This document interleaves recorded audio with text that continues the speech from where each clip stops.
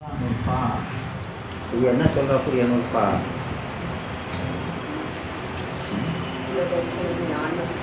என்னம்மா?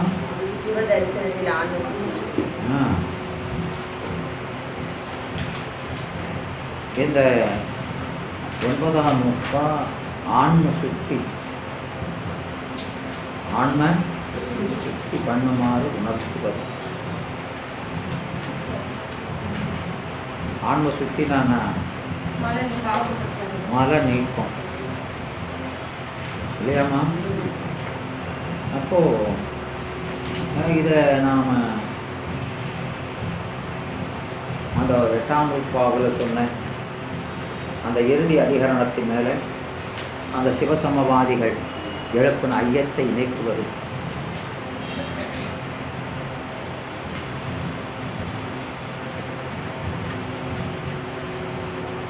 அவங்க வசிஞானத்தினால இறைவனை பார்க்கலாம்னு சொல்லுவாங்க.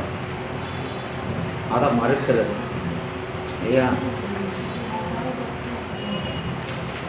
இந்த சூத்திரத்தினுடைய பிண்டப்பிடி பார்த்துட்டோமா? பார்த்தாச்சு. அப்போ அந்த நாடி என்பது என்னன்னு பார்த்தோம். என்னம்மா? நாடி என்பது நாடி என்பது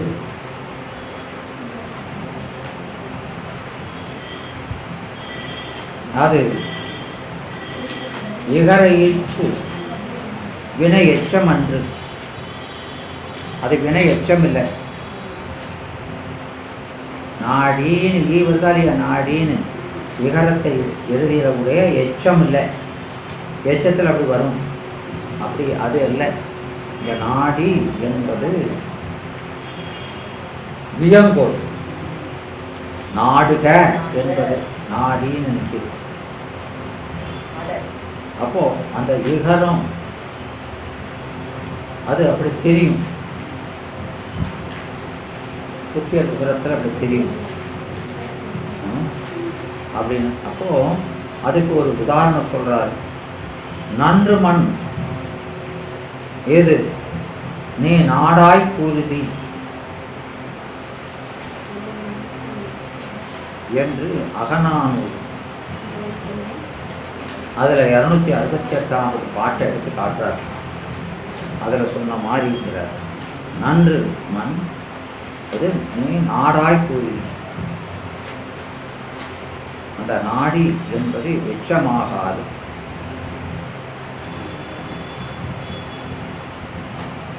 அது முன்னிலை ஏவல். அது என்னது? ஏவல். ஏவல் வாக்கியம், கட்டளை வாக்கியம்.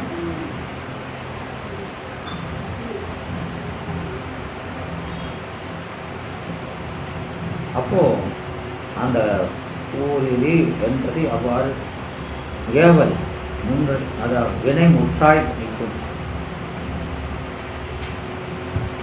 எச்சம் இல்லாமல் வினை முற்றா நாடுக.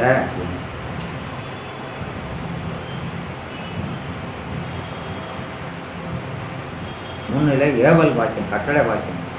காங்கிறது வியங்கொள்ளலாம், காங்கிறது வியங்கோள், நாள் வாழ்கிற மாதிரி.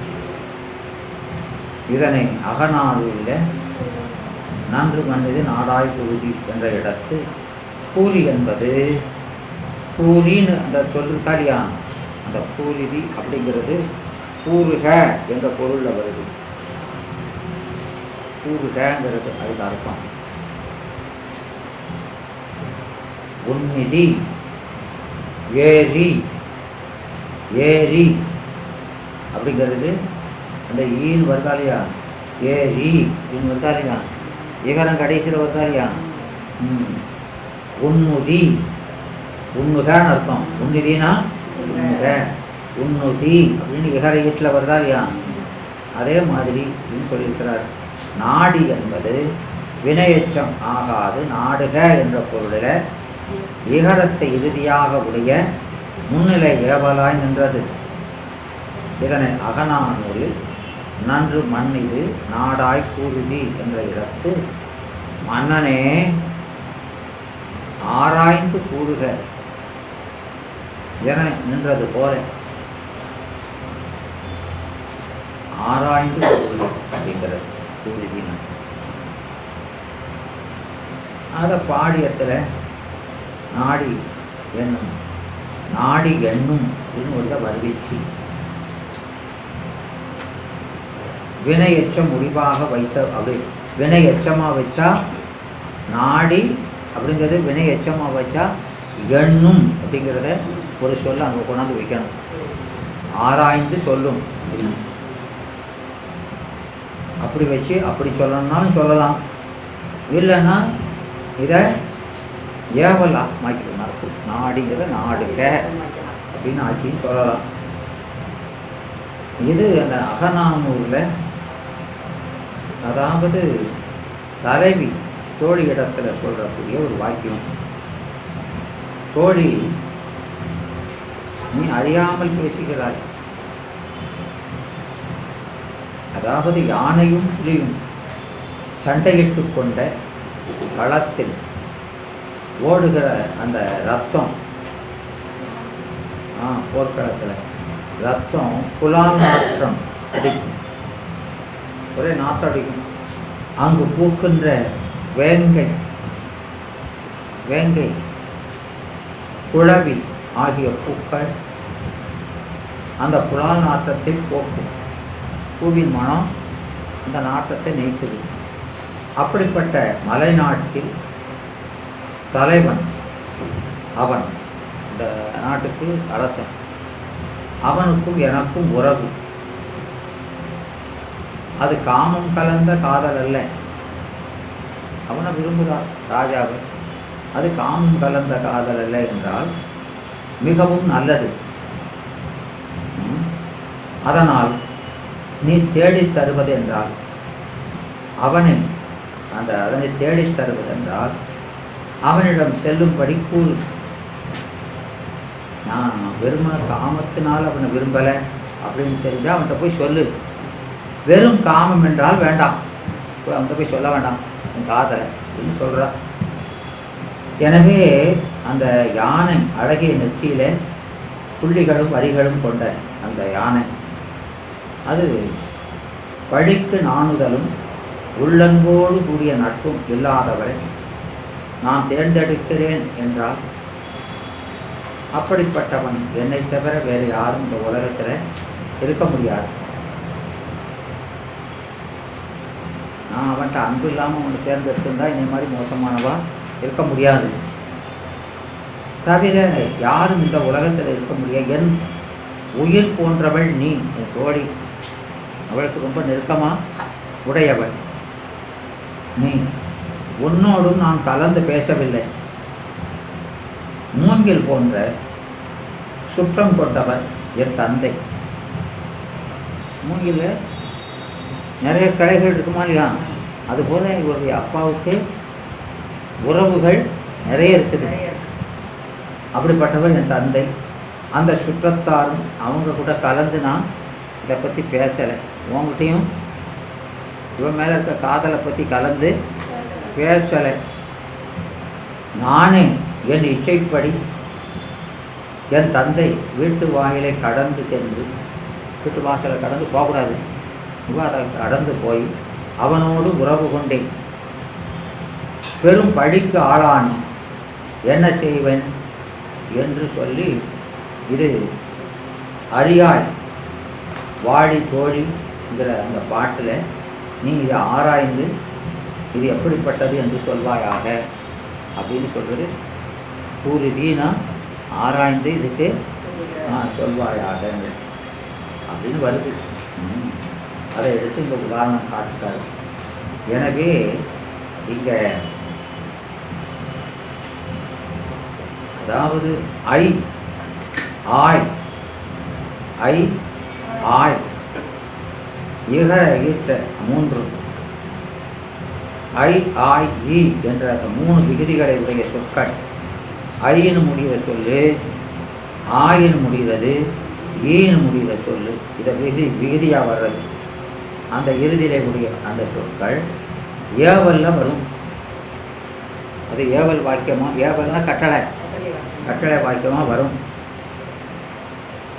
எல்லா ஈற்றமும் விகுதி குன்றலும், அந்த விகுதி, அந்த ஈற்றில் இருக்கிற அந்த என்ற விகுதி அது குன்றாதும் குன்றியும் நிற்பன. ஏவல்ல சில இடத்துல அந்த வரும், சில இந்த வெளிப்படாமல் இருக்கும்.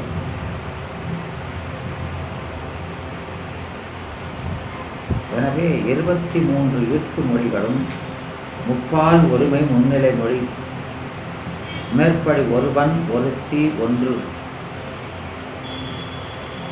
என்ற 3 பால்களுக்கு பொதுவாகிய முன்னிலை ஒருமை வினைமுற்றும் குறிப்பு முற்றுமாக வரும். இந்த இகர விகுதி எதிர்காலத்தை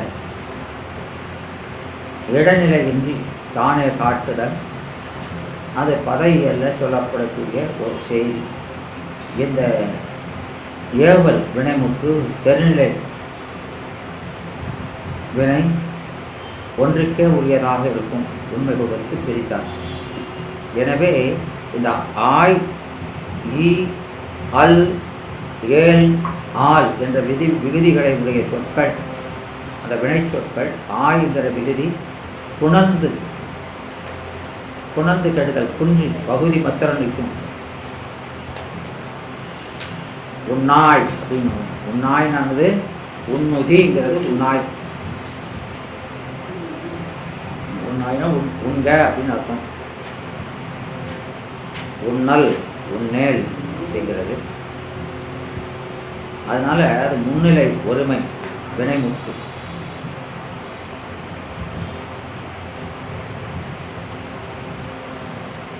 இங்க நாடி என்பதில் இகர ஈற்று முன்னிலை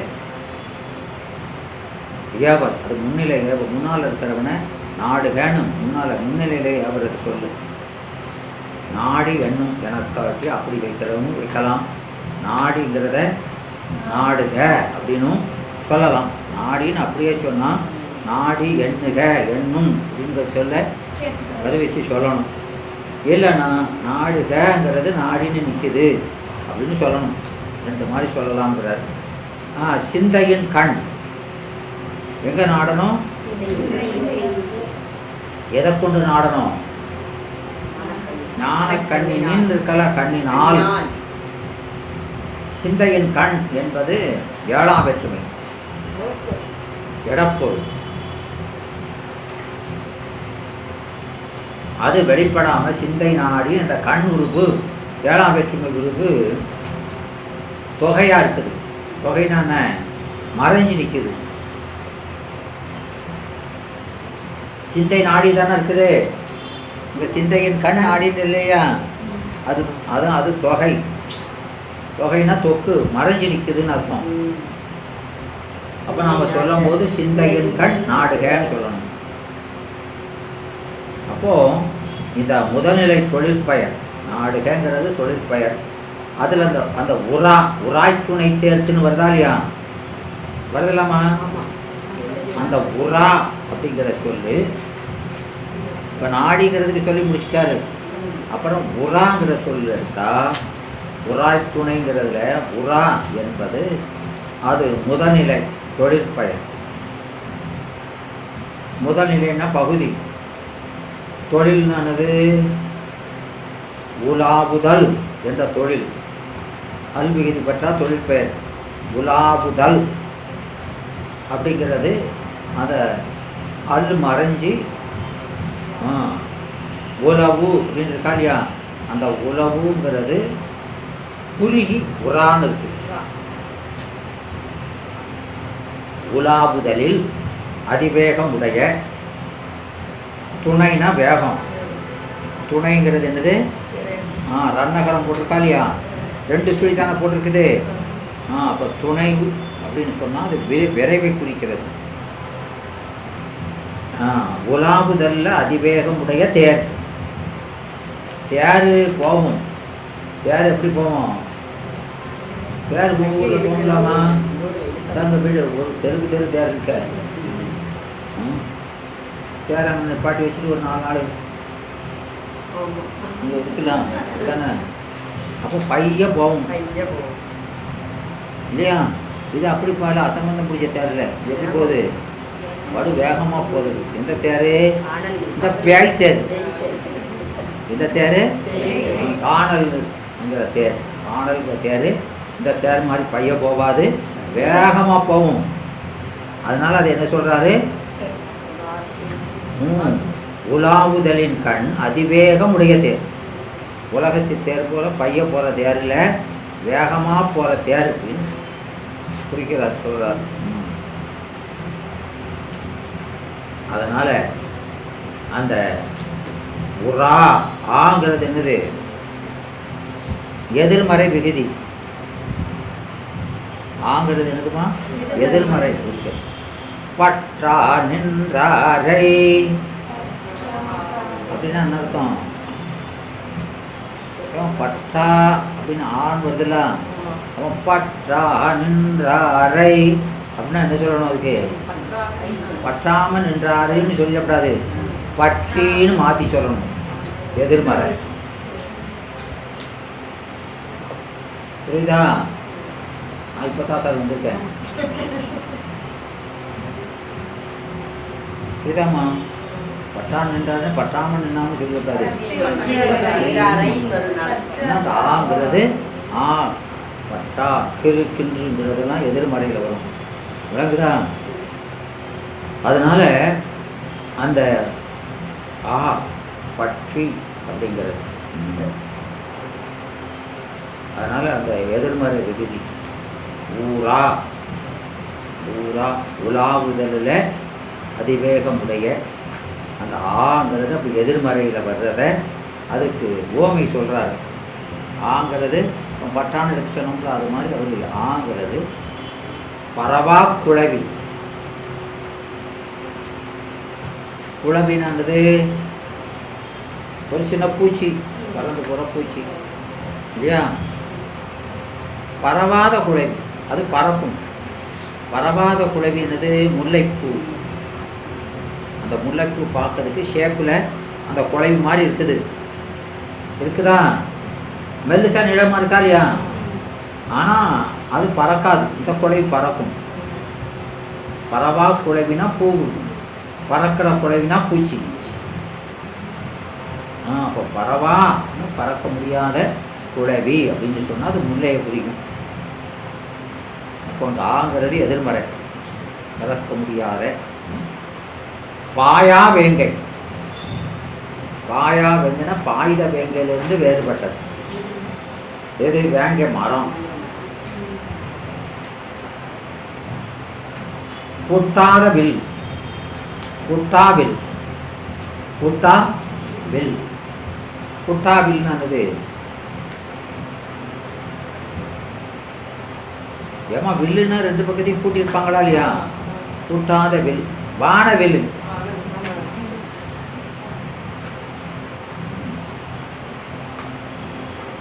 தீட்டா அம்பு.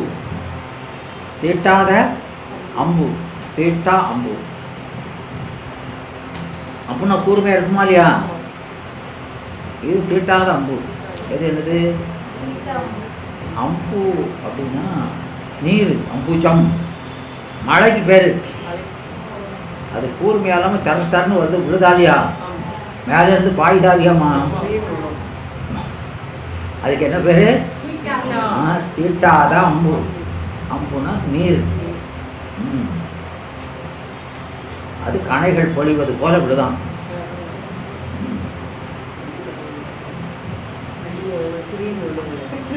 குளிர்தான். வண்டியில போகும்போது தண்ணி இப்பவுமே குளிர் தான். சொல்லும் போதே குளிர்துங்க. கப்சா கூட படிச்சிருக்காங்க.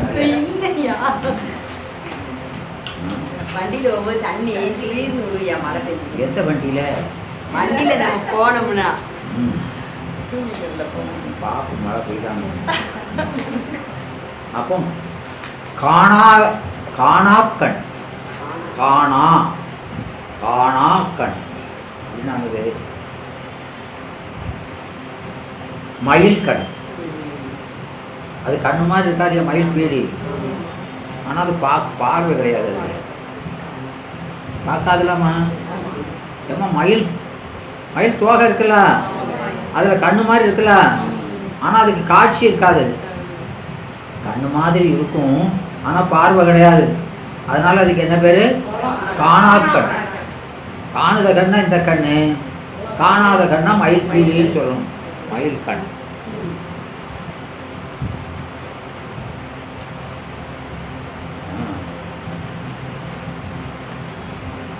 பூவா புண்டரிகம். பூவா புண்டரிகம் என்னது? புண்டரிகம்னு அதுமா தாமரை. பூவா புண்டரிகம்னா புலி. புண்டரிகம் போது புலியை குறிக்கும். இது பூக்காத புண்டரிகம். புண்டரிகம் எது? புலி.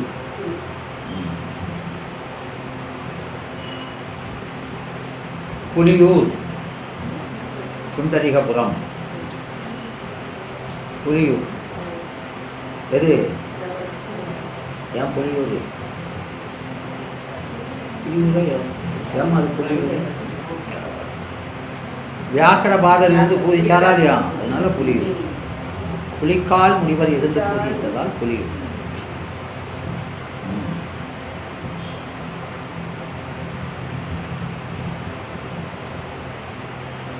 பூவா குமுதம். பூவா குமுதம்.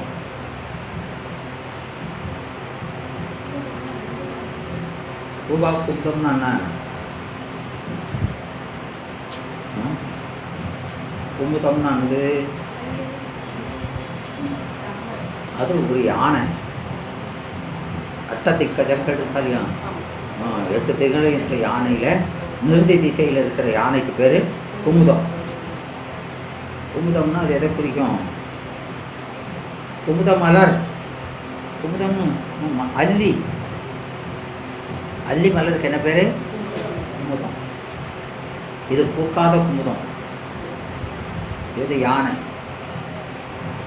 இந்த யானை நிறுதி திசையில் இருக்கிற யானை. பரவா நாரை. நரை. பரவா நரை அது ரிஷபம். நரைங்கிறது பறக்கிற நாரையை குறிக்கும். நரை வெள்ளேறு ஒன்றுடையானை. ஏருக்கு சொல்ற மாதிரி இது பறக்காத நரை. அது பறக்கிற நரை, அது பறக்காத நரை. உண்ணா குமரி. உண்ணா குமரி.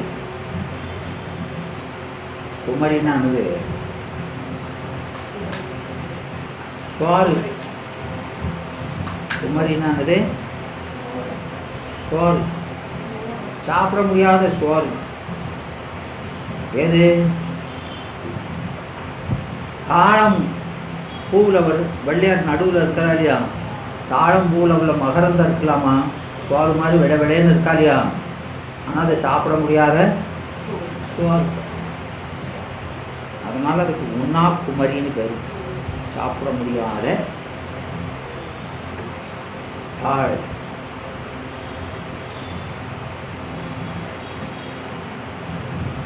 ஊதா சங்கு.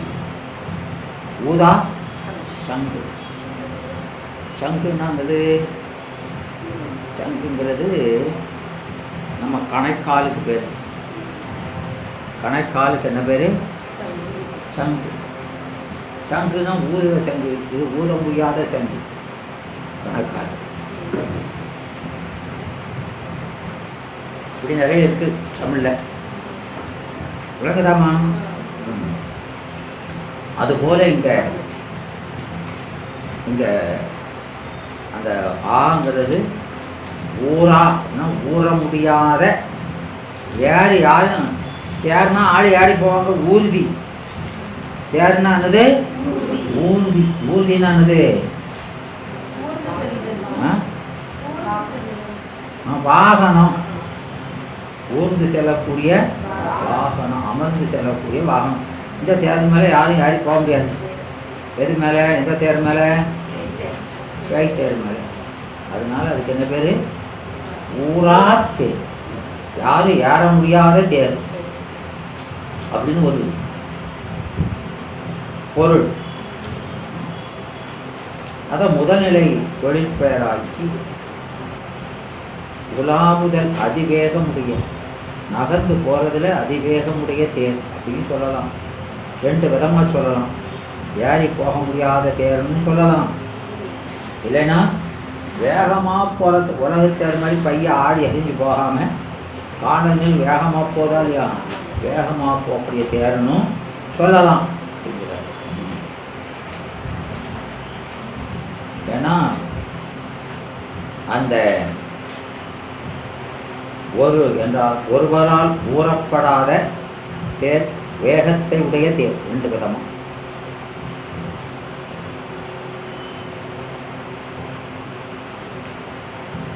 அதனால் அது செய்யப்படு பொருள் கண் வந்த பெயரச்ச எதிர்மறை.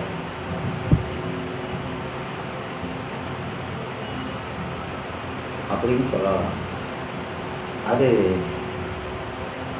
திருக்குறள்ல கடலோடா கால்வல் நெடுந்தேன், கடலோடா கால்வல் நெடுந்தேன், கடலோடும் நாவாயும் ஓடா நிலத்து என்றார் போல. கடல் ஓடா கால்வல் நெடுந்தேன். அந்த தேர்லேயே தேர்ல வலிமையான பகுதி எது?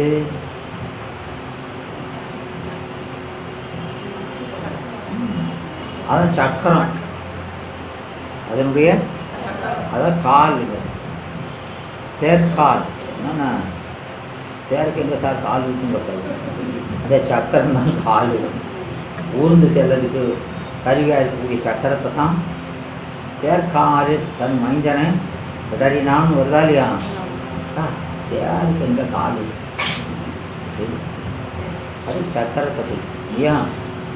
அப்போது கடல் ஓடா கால் வல் நெடுந்த. கம்பீரமாக இருக்குது தேர் வந்தா. அதில் சக்கரம் எத்தா பெருசு இருக்கு? பெருசாக போட்டிருக்காங்களா இல்லையா? கனமா. அப்பேற்பட்ட சக்கரம், வலிமையுடைய சக்கரங்கள்லாம் போட்டிருந்தாலும் அந்த தேர் தெருவில் ஓடும்போது கம்பீரமாக தான் இருக்குது. நல்ல கம்பீரமாக இருக்கிறேன்னு கடலில் எடுத்து கொண்டு விட்டா,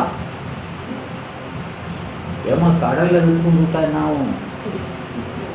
ஏமா தேரை கடலில் விட்டா என்ன ஆகும்? பாருங்க சார், என்கிட்ட அங்கே ஓடுமா? முங்கிரும். முங்கிருமா இல்லையா? ஆமாம். கடலில் கம்பீரமாக கப்பல் போகுது. அது நல்ல கம்பீரமாக இருக்கான்னு இந்த கரையில் கொண்டாந்து வெயிடா அப்படின்னாங்க. எல்லாரும் பார்க்குற மாதிரி வச்சா இந்த தரையில் எடுத்தா வாடாது. விளங்கலாமா?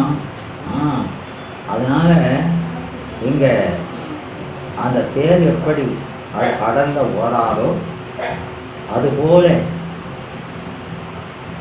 கடலில் கம்பீரமாக ஓடக்கூடிய கப்பலும் நிலத்தில் ஓடாது. நிலத்தில்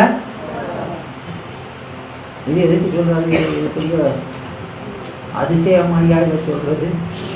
எல்லாருக்கும் தெரியாதான்? கப்பல் கடலுக்குள்ளே ஓடாது இல்லையா? கப்பல் கடலில் ஓடுற கப்பல் நிலத்தில் ஓடாது. நிலத்தில் ஓடுற தேர் கடலில் ஓடாது. ரொம்ப நல்லா கண்டுபிடித்தாங்க. ஏமா அதை சொல்றாரு?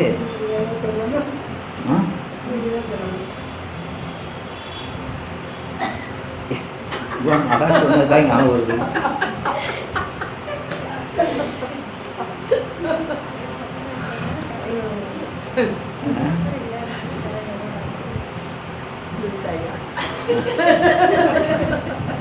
விளங்குதாம்மா? ஏன் அப்படின்னா இதனால என்ன சொல்ல வராரு அப்படின்னா, எடுத்துக்காட்டுவோமே. இது என்னது? எடுத்துக்காட்டு என்னன்னா, கடல்ல கம்பீரம் அந்தந்த இடத்துல தான் அந்த பொருள் சிறந்து நிற்கும். இங்கே சிறந்து நிற்கிறது வேற இடத்துக்கு போனால் அந்த சிறப்பு அங்கே விளங்காது. விளங்குதாமா? ஒரு இது அரசனுக்கு சொல்லக்கூடிய நீதி. நீ கடல் படையில் உனக்கு வலிமையான கடல் படை இருக்குது அப்படின்னா கடல் போரில் வெல்லலாம். விளங்குதாமா? ஏன்ட்ட இருக்கிற கடல் படை மாதிரி வேற ஆட்டம் இல்லை அப்படின்னு நிலப்போரில் போய் அந்த கடற்படையை வச்சுக்கிட்டு போனான்னு வைங்க, தோத்துக்கான போவான் இல்லையாம்மா?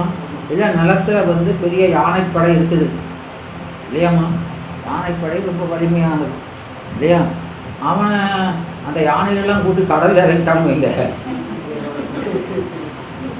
செய்ய முடியுமா? அப்போ அந்தந்த இடத்துல தான் நிலப்போரில் இது வலியது, கடல் போரில் கப்பல் வலியது. உனக்கு கடல் நல்ல கப்பல் வலிமையான கப்பல் படை இருந்தால் கடல் போர் புரியணுமே தவிர நிலப்போருக்கு கொண்டு அதை கூப்பிட்டு வந்தால் தோத்து போயிடுவேன். இங்கே நிலத்தில் எது வலிமையாக இருக்கோ அதுதான் அங்கே உதவும் அப்படின்னு சொல்கிறதுக்காக சொல்கிறார்.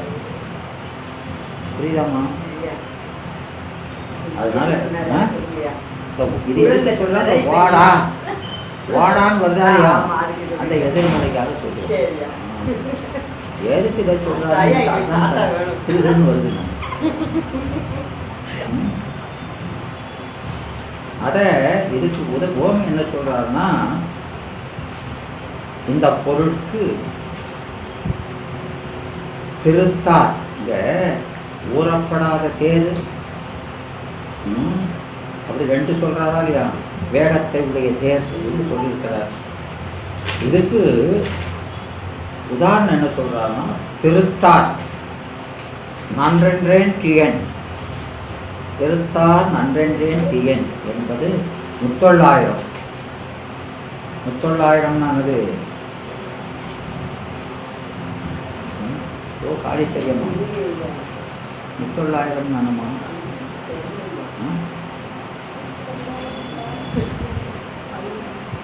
ஏம்மா வேந்தர்களை பற்றி ஒவ்வொரு வேந்தரை பற்றி 300 பாட்டு. பாண்டியனை பற்றி ஒரு பாட்டு, சேரனை பற்றி அப்படி 3 வேந்தரை பற்றி 300 பாட்டு சேர்ந்தது 39,000 அப்படின்னு 100 பேர் இருக்கு.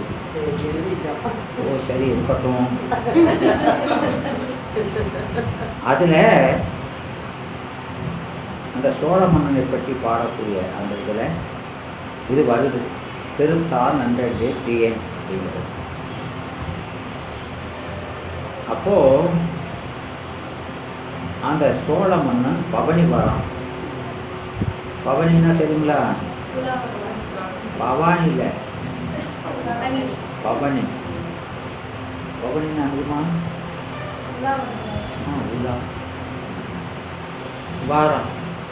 அது எதுக்கு உலா வராங்க? தன்னுடைய வலிமையை பிறருக்கு உணர்த்த 4 வகை சேனையை வைத்து வர்றது.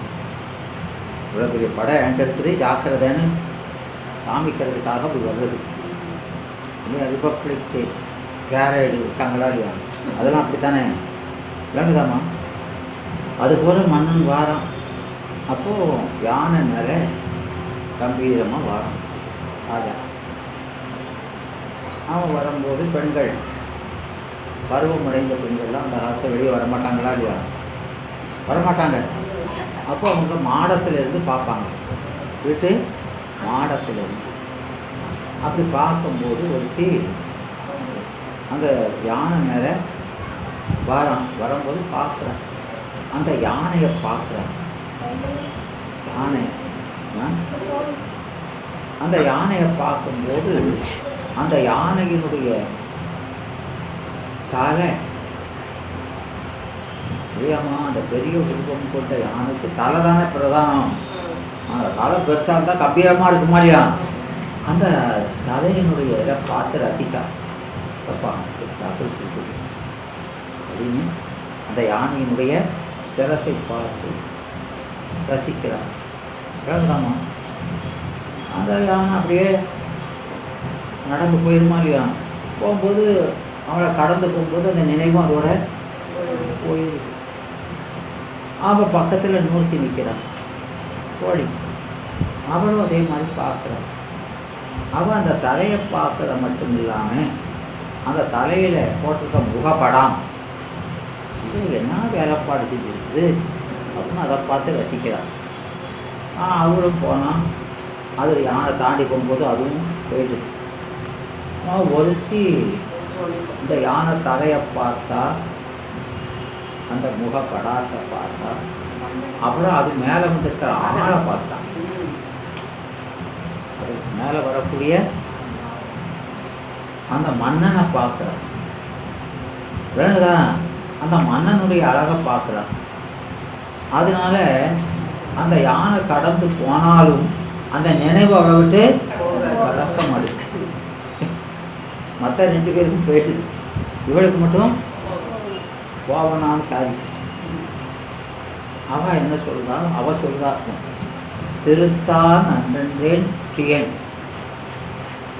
விளக்குதாம்மா அவள் சொன்னது சொல்லு. திருத்தான் அந்த மன்னன் தன் கழுத்தில் போட்டிருக்கிற அந்த மாலை அது என்ன பாக்கியம் செய்ததோ, அவனுடைய மார்பில் கிடந்து அவனோடு உறவாடிக்கிட்டு இருக்குது. அந்த மாலை செய்த பாக்கியத்தை நான் செய்யலையே. அப்போ அந்த மாலை என்னை காட்டிலும் நல்வினை உடையது, நன்று என்று சொன்னேன். தீயேன் அப்படின்னு சொல்கிறத தீயேன். திருத்தார் நன்றென்றே தீயேன். தீயனா நான் தீவினை ஏன்? அவனை பார்த்தியா மயங்கினேன், தீவினை தான்.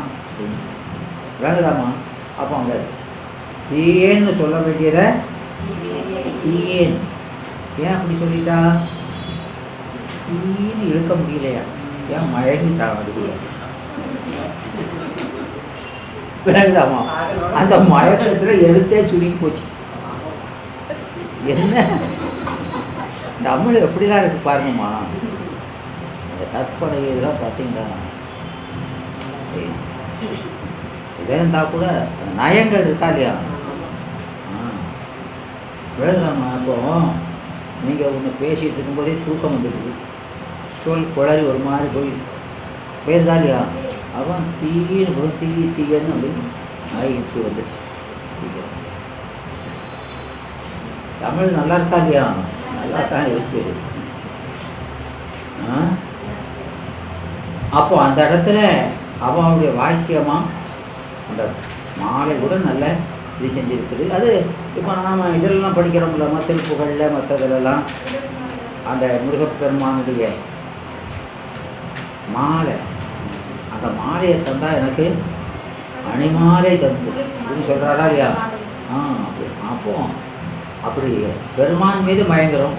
இங்கே ராஜா மேலே மயங்கிட்டான், அவ்வளோதான். அது தீவினை அப்படிங்கிறத அங்கே. அதுபோல் இந்த தீன்னு சொல்கிறது தீயன்னு மயக்கத்தில் அப்படி குறைஞ்சிதா இல்லையா? அதுபோல் இப்போ எதுக்கு ஓமை ஆயிடுனா, ஊரு நெடில் வர்றது அது சொல் புரிஞ்சு புறான்னு புரியிட்டான். தீன்னு சொல்றது தீ அப்படின்னு குறுகலாகினது போல மயங்கினதுனால இது எதனால புரியிட்டுதான்? தேர் ரொம்ப வேகமாக போதான். தீ ஏமா இப்போ ஊர் சொல்றது கூட தேர் அங்கே போயிருது, அதனால சுருக்கமாக உரான்னு விளங்குதா? அப்போ அந்த மயக்கத்தில் சொல்லு குறுகினது போல இது வேகத்தினால ஊர் சொல்லிவிடுவது தேர் பேர் மறைஞ்சிடும் அப்படின்னு இந்த சொல்லே புரிக்கிட்டு தான். விளங்குதாம்மா?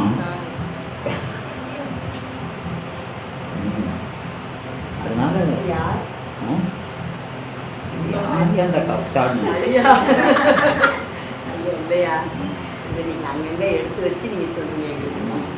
இதெல்லாம் இதில் எழுதலைன்னு கேட்குறோம். இதெல்லாம் நாம் அதை பார்த்து வருவிச்சுக்கணும். இதை அங்கே அந்த இடத்த காமிச்சிருக்காங்க, அந்த இடத்துல என்ன நடந்தது, இது மாதிரி வேற இடத்துல எங்கே நடந்திருக்கு அப்படிங்கிறத நம்ம சேர்த்து சொல்லணும். ஏன்னா இந்த திருமந்திரத்திலேயே ஈரைந்தில் மூன்றாம் தந்திரம் திருமந்திரத்தில் ஈரைந்தில் பூரித்து தியான ருத்திரன், ஈரைந்தில் பூரித்து தியான ருத்திரன் ஏறொன்றும் பன்னொன்றில் ஏறாகும் என் சித்தி சீரொன்று மேலேடு கீழேடு புவி சென்று வேறொன்றில் வியாபியாய் நிற்றல் ஏறாரே அப்படிங்கிறது இந்த பாட்டு அட்டமா சித்தியை பற்றி சொல்லக்கூடியது. அது மூணாம் தந்திரம் நாலாம் தந்திரம்னா அதானே யோகத்தை பற்றி சொல்றதுதானே. இதில் ஈரைந்தில் பூரித்து ஈரைந்தில் பூரித்து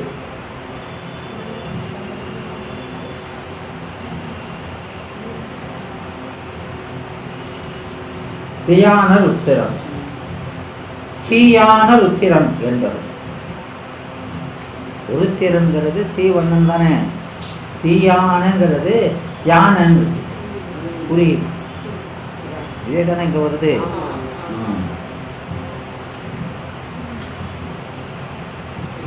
அது பெரிய புராணத்தில் அந்தி வண்ணதம் அடியவர்க்கு அமுது செய்வித்து அப்படின்னு வருதா இல்லையா பெரிய புராணத்தில். அந்தி வண்ணர் தம் அடியவர்க்கு அமுது செய்வித்து கந்தை கீழ் உடை கோவணம் கருத்து அறிந்து உதவி வந்த செல்வத்தின் வளத்தினால் வரும் பயன் கொள்வார் அப்படின்னு இருக்குது. அப்போ அந்தி வண்ணத்து அந்தி வண்ணதம் அடியவர்க்கு அந்தி வண்ணர். அப்போ அந்தினானது மாலை மாலை செவ்வானம் போல அந்த அந்தி வண்ணர் சிவந்த வண்ணம் உடையவர் அப்படின்னு அவர் அடியவர்க்கு அப்படி சொல்றார். அதை அம் தீவண்ணர் பெருமான் யாரு? தீவண்ணர். தீவண்ணர்ங்கிறது திவன் அந்தின்னு தீனு நெடிலே தீனு வந்து அழகிய தீவண்ணர் அப்படிங்கிறது அப்படி என்னமா நிறைய இடத்துல புரிய வந்தது அப்படி எடுத்து எடுத்து சொல்லுங்க. ஆமாம், ஒவ்வொரு இடத்துலையும் சொல்லுங்க. ஏன்னா அவர் அப்பசாமி தேவாரத்தில் செவ்வான வண்ணர் என்ன சொல்றாரு? பெருமான அந்தி வண்ணர் செவ்வான வண்ணர், செவ்வானம் போல வண்ணத்தை உடையவர். தீ என்பது அந்த தீ என குறி. அழல் வண்ணர், அழல் வண்ண வண்ணர் எரிபோல் மேனி தீரன் எப்போது எரிபோல் மேனி பீரான் படிக்கிறோமா இல்லையா? அப்போ எரினானது தீ, இப்போ தீவண்ணர்.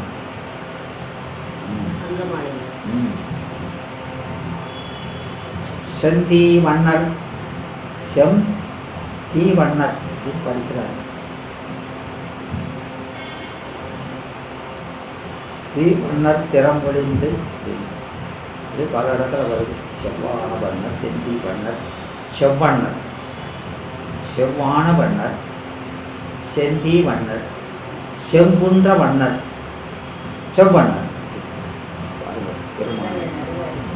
செவ்வான செம்பவள வண்ணர். என்ன வண்ணர்? செம்பவள வண்ணர். செங்குன்ற வண்ணர், செங்குன்று. செவ்வான வண்ணர், செவ்வானம் போல சிவந்த வண்ணர். என் சிந்தையாரே, என் சிந்தை.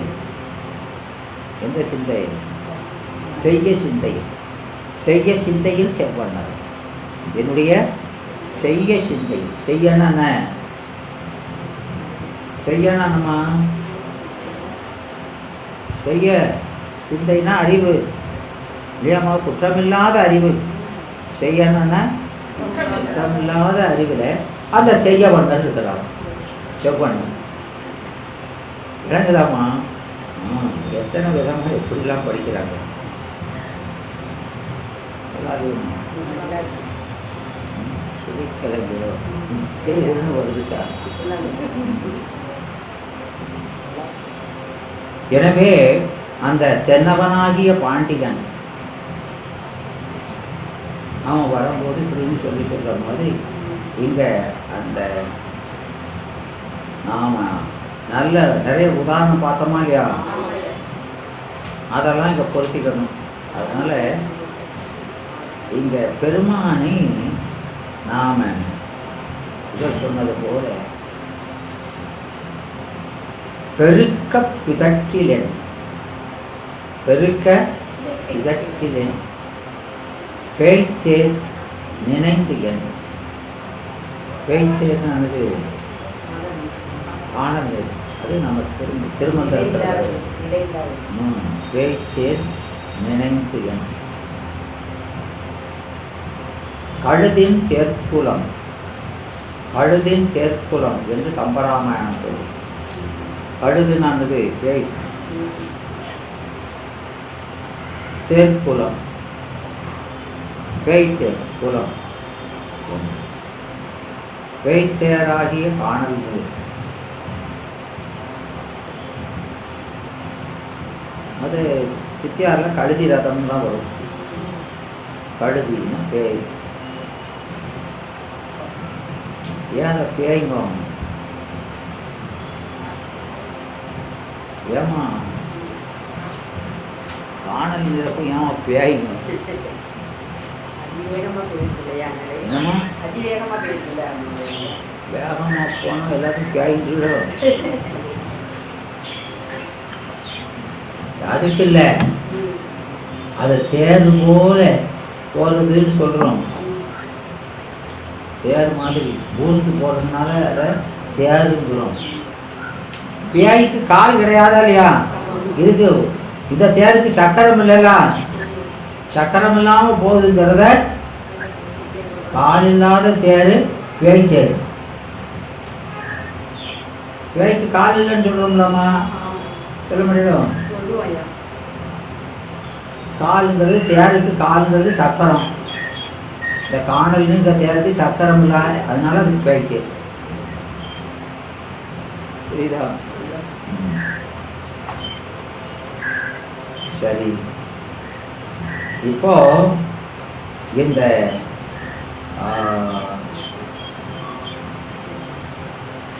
அந்த புறாங்கிறதுக்கு இந்த இலக்கண குறிப்பை கொடுத்துட்டு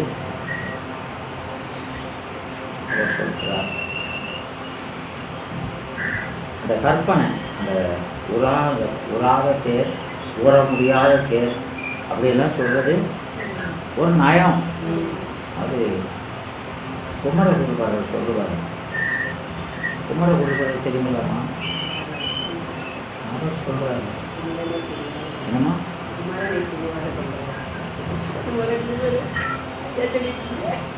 குமரகுருபாரர் அவர் பெருமானுடைய சடாமுடி இருக்கலாம், சடா இருக்கலாமா? அதுல பாம்பு இருக்கு இருக்கலாம். அந்த பாம்பு மூச்சு விடுது, பாம்பு மூச்சு விடுது.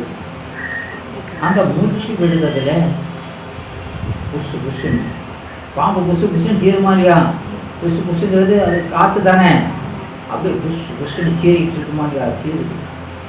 அந்த காற்று புஷு புஷ்ஷுன்னு துருத்தி மாதிரி வருது. உலைக்களத்தில் வச்சுருப்பாங்களாமா, கொல்லர் உலைக்களத்தில் துருத்தி மாதிரி. துருத்தின்னு பாம்புக்கே ஒரு பேர் விளங்குதா? அப்படி காற்று வருது. அந்த காற்று வந்த உடனே அந்த சடை முடியல ஒரு பக்கத்தில் கங்கை இருக்கா இல்லையா? அந்த கங்கையில் அலை காற்று அடித்தா ரொம்ப வருமா இல்லையா? அலை ரொம்ப வரும். அந்த அலைப்பு கடலில் அந்த அலைகள் வருவதனால தான் அந்த அலைகள் ஒன்றோட ஒன்று உராய்ந்து அங்கே ஹீட் டெவலப் ஆகி அதை தண்ணி ஆவியாகும். விளங்குதா? ஆமாம். அதனால இந்த காற்று புசு புசுன்னு ஊதின உடனே அங்கே அலைகள் வந்து அந்த கங்கை வத்தி போச்சு. கங்கை அப்போ அதனால அந்த பாம்பினுடைய கண்ணிலிருந்து வந்த தீயால் வற்றி விட்டது. அப்போ அந்த ஐயன் தன் நெற்றிக்கண்ணிலிருந்து படர்ந்து எழுந்த அந்த தீப்பொழுதால இது அந்த பாம்புனால அந்த மூச்சு விட்டதுனால தண்ணி வத்தி போச்சு. விளங்குதாமா? அந்த பெருமானுடைய நெற்றியில ஒரு தீ இருக்கு. நெற்றிக்கண் தீ தானே? அந்த தீ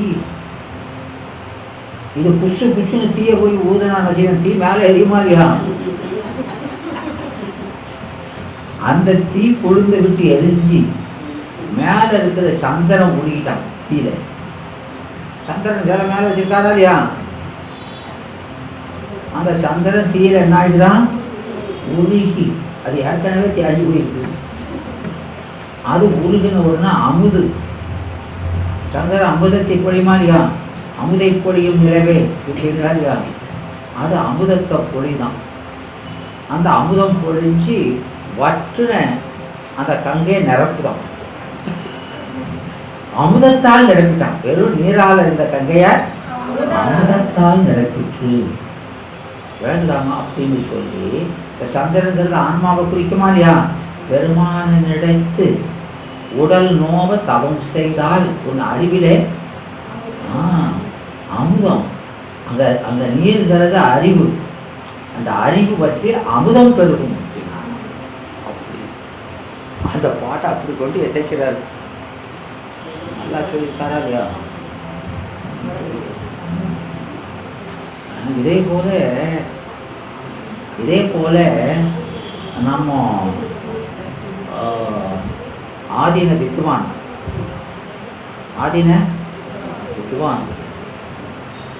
அவர் மகா வித்வான் மீனாட்சி சுந்தர பிள்ளை. அவர் ஒரு கல்யாண வீட்டுக்கு போயிருக்கார். கல்யாண வீட்டுக்கு போனால் கல்யாணம் முடிஞ்சு உட்காந்து எல்லாம் பேசிக்கிட்டு இருப்பாங்களா இல்லையா? அப்போ இவர் யாரு? மீனாட்சி சுந்தர பிள்ளை ஒரு வித்வான் புலவர். அப்போ அவரை சுற்றி அவங்க மாதிரி ஆள்கள் தானே இருப்பாங்க. அவெல்லாம் உட்காந்து பேசிகிட்டு இருக்காங்க. அப்போ பேசும்போது புலவர்கள் ஐயா அப்போ அந்த கவிமணி மற்றவங்கெல்லாம் பேசிக்கிறாங்க. அவங்க சொல்கிறாங்க, இப்போ நாங்கள் பாடுற பாட்டு ரொம்ப எளிமையாக வேதநாயக பிள்ளை இருக்காரியா? அவர் வேதநாயக பிள்ளை கிறிஸ்டின், இவருக்கு ரொம்ப நண்பர். யாருக்கு? மீனாட்சி பிள்ளை. அவர் பாடுற பாட்டெல்லாம் ஸ்கூல்லலாம் வச்சுருக்காங்களா இல்லையா? வேதநாயக பாட்டெலாம் போட்டு அது புத்தகத்தில் தான் பள்ளிக்கூடத்து பிள்ளைகள் பார்த்து அது எளிமையாக இருக்கும். அது நாங்கள் படிக்கிற பாட்டெல்லாம் எப்போ எளிமையாக இருக்குது. எல்லோரும் படிக்கிறாங்க, ரசிக்கிறாங்க. நீ படிக்கிற பாட்டு என்ன சொல்கிறேன்னு தெரிய மாட்டேங்குது. பாட்டு பாடுறது இதுக்கு என்ன பொருள்னே அது வித்வான்கள் தான் தெரியுது, தவிர பாமரர் இருக்காது. கொஞ்சம் எளிமையா எல்லாரும் பார்த்து படித்து ரசிக்கும் படிக்கும் ஒரு பாட்டை படித்தாங்க. அப்படிதான் உங்களுக்கு பாட வராத அப்படின்னு எல்லாரும். அவர் எப்போதுமே அவருடைய நடைய உயர்ந்ததாக இருக்குங்கிற மாதிரி சொல்கிறாங்க. இவர் உடனே அங்கே ஒருத்தர் அங்கே ஒரு ஐயன் இருக்கிறார். அவர் ஒரு சுலோகத்தை சொல்கிறார், வடமொழி சுலோகம். அந்த சுலோகத்தை மொழிபெயர்த்து அதை ஒரு பாட்டாக்கிறார். யார்? ஆமாம், அவர் இன்னும் தான் அவங்க யார்கிட்ட பாட்டு வச்சுருவார். ஏமா அவர் அந்த மயிலாடுதுறையில் தான் அவர் வீடு. திருவாவூர்துறைக்கு தினம் வருவார். வித்வானில் அங்கே வரணுமா இல்லையா? அங்கேருந்து இங்கே வண்டியில் தான் வருவாங்க. பஸ்ஸு கிடையாது, மாட்டு வண்டி. அங்கேருந்து இங்கே வர்றதுக்குள்ளே ஒரு 300 பாட்டு பாடிடுவார். வண்டியில் பாடிக்கு மட்டும் ஒரு மாதிரி எழுதணும் யார் ஊவேஷாக எழுதணும். அது கணக்கு புடக்குன்னு வண்டியில் ஆடுறதில் இப்போ எடுத்தானே வச்சு வாடையில் எழுதுறது எப்படி எவ்வளோ கஷ்டம் பாருங்க. நீ சொல்கிறதே எழுத முடியலையா, பாதிக்கு மேலே உட்காந்துருவான். அப்படி எழுதியிருக்காங்க. தான் அழுவார். ஒரு பாடிக்கு பாடுனா அது மனப்பாடம் பண்ணி ஒப்பிக்கிற மாதிரி இருக்குமா, பாட்டை ஏற்றுத மாதிரியே அவ்வளோ வேகமாக தூக்கிட்டு போவாராம். பாருங்க, இப்போ யோசிச்சு கிழிச்சு போட்டு எழுதுகிறாங்க பாட்டு.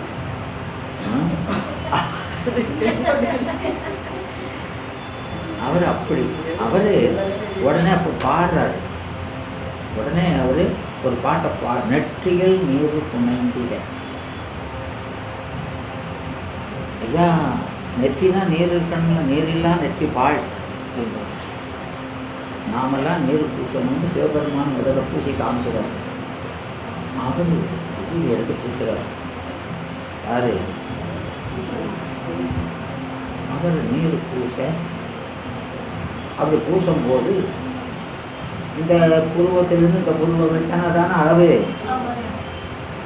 புருவம் தான் அளவு. எவ்வளோ நிலத்துக்கு பூசணுங்கிறது விளங்குதம்மா. அதான் சொல்லுவார், விபூதி பூசதுக்கு தான் நெத்தி அப்படி சுருக்க படைச்சிருக்கான். நாம் போடணும்னா மேலே பார்க்கலாம் வச்சுக்கணும். நாமத்தை போட்டுட ஏமா, நாம போடனா நெத்தி எப்படி இருக்கணும்?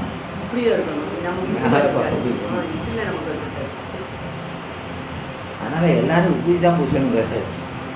நெத்தி அதுக்கு தான் அப்படி தான் வச்சுருக்கான், அதுக்கு பார்க்காதான். அப்போது பெருமான் அப்படி பூசும்போது அண்ணாந்து அங்காத்தலின்றி பூசணும். அப்படி பூசும்போது அது விழுந்தால் தோளில் போய் விழணும் இல்லையா? அப்போ அப்படி விழுது. அவர் காதில் குண்டலம், பாம்புகள் குண்டலமாக கிடக்குது என்னது அப்படி பூசும்போது அந்த கண்ணில் விழுந்துட்டு, பாம்பு கண்ணில் விபூதி விழுந்துச்சு. விழுந்துட்டா அந்த செய்யணும், கண்ணில் விபூதி விழுந்தா சொல்லுங்க, கறிக்குமா? கண்ணு கறிக்குங்களா? ஆமாம், கண்ணு விழுத்தோட அடைவு எடுத்துடுவான், கண்ணடைவு எடுத்துடுவான். இந்த கண்ணில் இருக்கிற அந்த மறைப்பை எடுக்கிறதுக்காக பூணு ஊதுதான். எது? பாம்பு. அப்படி ஊதுற உடனே அந்த நெற்றிக்கு இந்த நெருப்பு அது மேலே போய் அந்த நிலா உரிய அமிர்த பொழிதுன்னு அவர் அதே போல பாடுறாரு. அப்படி அது உருகி அந்த அமிர்து பொழியுது. அது அவர் புலித்தோல் ஆடை இருக்காரியா அதில் விழுந்துச்சு. அந்த புலித்தோல் உயிர் பெற்று அமுதம் விழுந்தோன்னு உயிர் பெற்று எழுந்துச்சு. அந்த புலித்தோல் என்ன ஆகிடுதான்? புலி ஆயிடு. அப்படி உயிர் பெற்ற அவர் ஏறிருந்த அந்த ஆடை வாகனம் அது பயந்து ஓட, இந்த புலியை பார்த்து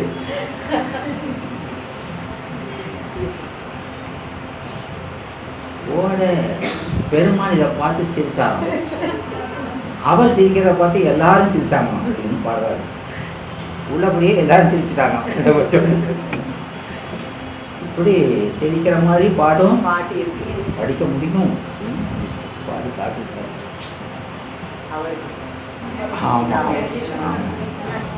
சரி, அதனால இங்க இந்த இதுல ஊனக்கண் பாசம் உணராப்பதியை ஞான கண்ணினால் சிந்தையின் கண் நாடுக அப்படின்னு அமைக்கணும். நாடுக அப்படிங்கிறது கட்டளை. அப்படி நாடுனா உராய் துணைத்து ஏத்து. அப்போ அந்த இது என்னது ரெண்டாவது வர்றது அப்படின்னா, ரெண்டாவது வரக்கூடிய அந்த இது முதல் அதிகரணத்தினுடைய அந்த முதல் அதிகரணம் இருக்கா இல்லையா, அந்த முதல் அதிகரணத்தினுடைய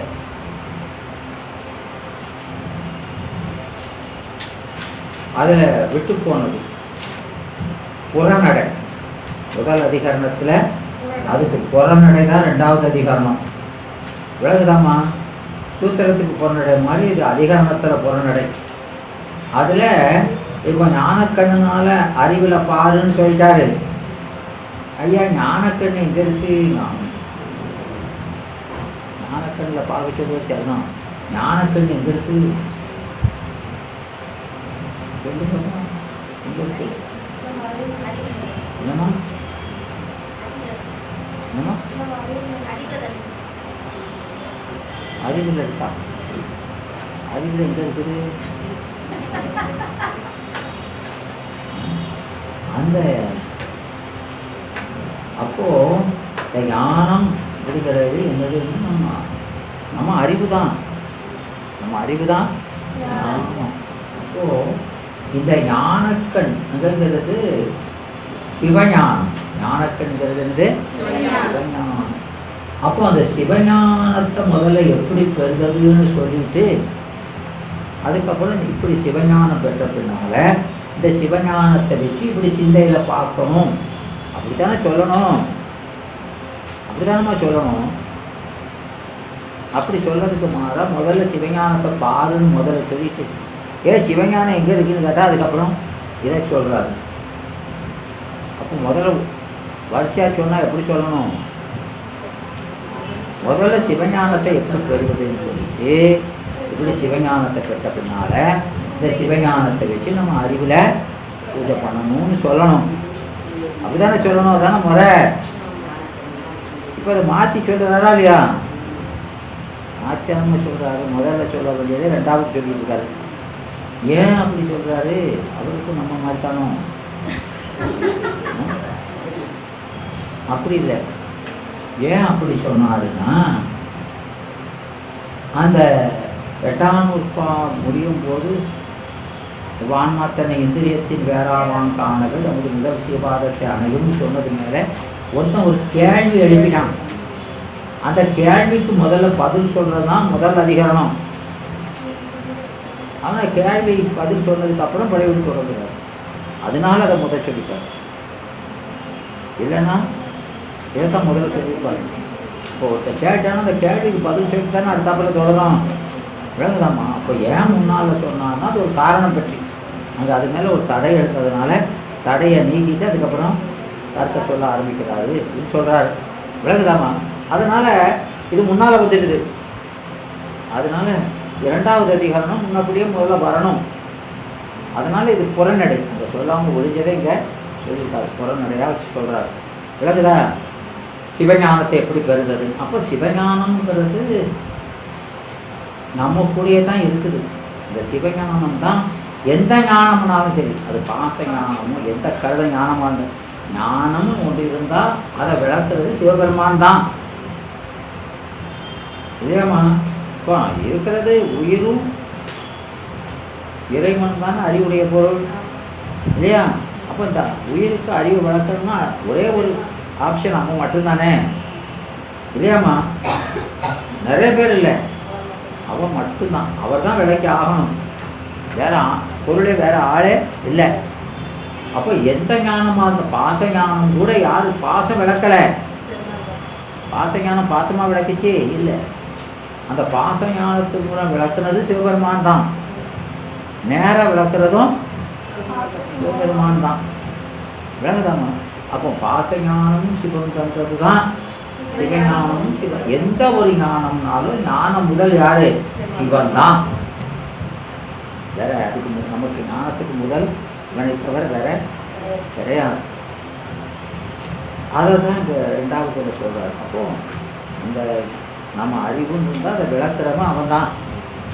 விளக்குதாப்பா? அவன் அங்கே தான் இருக்கான். அப்போ அந்த விளக்கிக்கிட்டு இருக்கிறது புதுசு இல்லை. நாம் எப்போ இருக்கோமோ அப்போ இருந்தே நம்ம அறிவு விளக்குறது தான் அவன் வேலை. கேவலத்தில் கிடக்கும்போது கூட அதுதான் செஞ்சுக்கிட்டு இருக்கான்.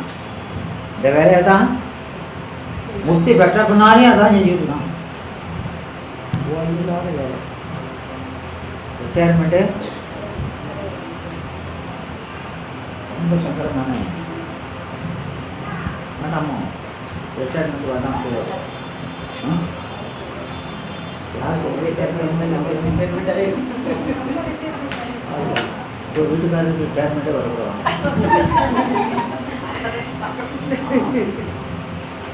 எல்லாரும் ரிட்டையர் ஆகிடும் சார். எங்கள் வீட்டுக்காரர் மட்டும் ரிட்டையர்மெண்ட்டே இருக்கக்கூடாது. நல்ல நல்ல எண்ணங்கள் தான்.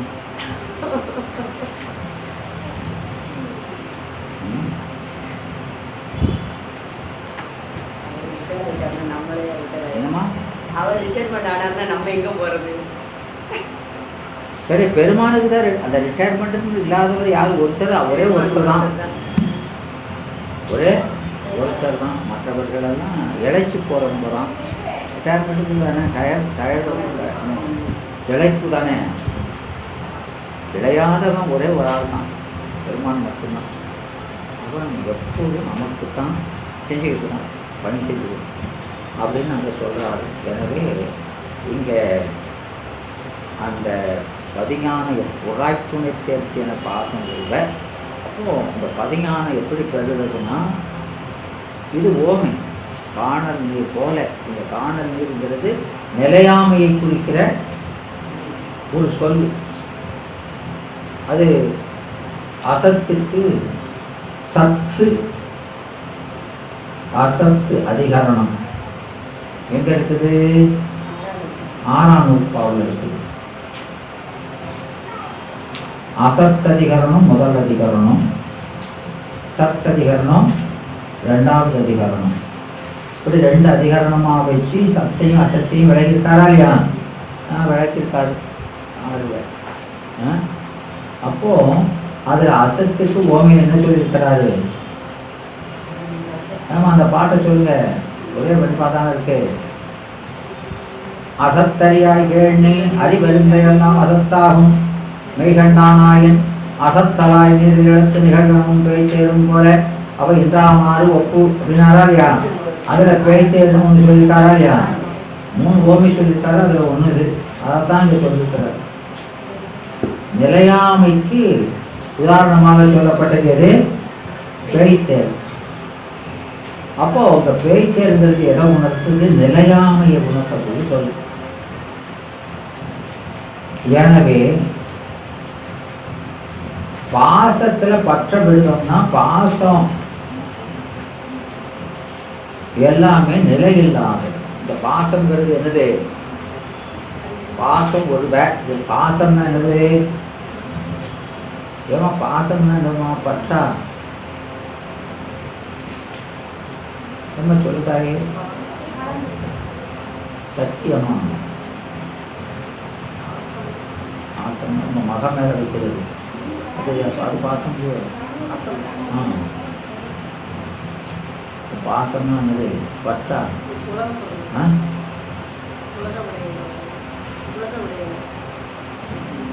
பாசம் அப்படின்னா அங்க பாசம் வருதுன்னா, இங்கு பாசம் என்றது பாசத்தின் காரியத்தை. பாசம்ங்கிறது ஆணவம் கண்மம் ஆயுள் 3 இங்க காரியம்தான் போகும், காரணம் போகாது. இந்த பாசம் என்றது என்னது? பாசத்தின் மலத்தின் மும்மலத்தின் காரியத்தை. காரணம் கடவும், காரியம்தான். அப்போ காரியமெல்லாம் தோன்றி நின்று அழிவது தானே. அது நம்ம 1ஆம் நூற்பாவிலே பார்த்துருக்கோமா இல்லையா? எனவே காரியம் என்பது தோன்றி நின்று, அதனால அது நிலையாமையை உணர்ந்து விளங்குதா? பாசம், பாசத்தினுடைய காரியங்கள் தனு கரண புகுண போகும், இது எல்லாம் நிலைக்காது. ஒண்ணுமே தனு நிலைக்காது, கரணம் நிலைக்காது, புவனம் நிலைக்காது, போகம் நிலைக்காது என்று இவற்றினுடைய நிலையாமையை உணர்ந்து. அப்போ இந்த பொருளே நிலையில்லைன்னு சொன்னா, இதனால கிடைக்கிற பயனும் நிலையில்லை, வரக்கூடிய இன்பமும் நிலையில்லை என்பதை உணர்ந்து அதனால பற்ற முடியும். விளங்குதம்மா? இது லாஜிக். ஏன்னா ஒரு பொருளை பற்ற விடணும்னா எந்த பொருளாக தான் தெரியலாம், அது நிலையாமையை உணர்ந்தால் மட்டும்தான் விட முடியும். அந்த நிலையாமையை உணராத இடத்து அந்த பொருள் மேல பற்ற விடவே முடியாது. விளங்குதான்? திருக்குறளை அப்படித்தானே வச்சிருக்கிறாரு. ஆமா. அப்போ இந்த இளமை நிலையாம், செல்வம் நிலையாம், யாக்கை நிலையாம், இதெல்லாம் உணர்ந்தா, இதைத்தான் திருக்குறளை வச்சிருக்கிறாரு, திருமந்திரத்தில் வச்சிருக்கிறாரு, இப்படி 4 அடியாரில் வச்சிருக்கிறாரு. எல்லா ஞான நூல்களையும் இப்படி தான் வச்சிருப்பாங்க. முதல்ல நிலையாமையை உணரணும். நிலையாமையை உணர்ந்தால் மட்டும்தான் அந்த பற்றை விட முடியும். இல்லாட்டா பற்று போகவே போகாது. அப்போ இந்த பற்றை விடுவதற்கான ஏது எதுன்னா நிலையாமை உணர்ச்சி. விளங்குதாமா?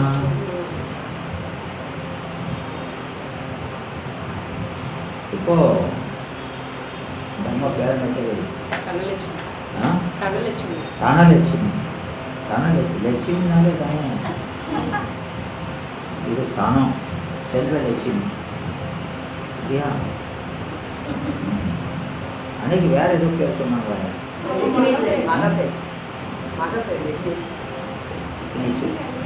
அதான் ஞாபகம். ஆமாம். அப்போ